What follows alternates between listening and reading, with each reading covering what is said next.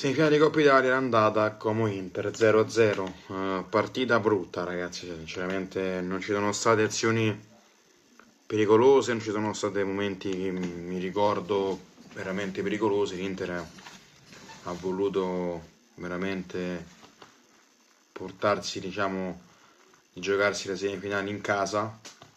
Il Como ha provato a fare qualcosa, ma l'Inter non gliel'ha concesso, quantomeno starà molto bravo in fase difensiva, ma in fase offensiva ha fatto quasi niente. E poi all'ultimo di finale ha gestito completamente il possesso del pallone per tenere il pallone e per non perdere palla, no? per prendere eventuali contropiedi. Una semifinale che si giocherà a ritorno a San Siro, in tutt'altro palcoscenico. Sarà una partita diversa sicuramente, però comunque mi aspettavo una partita d'Inter diversa, ma invece l'Inter si è portato a casa questo pareggio per giocarsela in casa. Ciao ragazzi, fra un mese e mezzo, ciao ciao.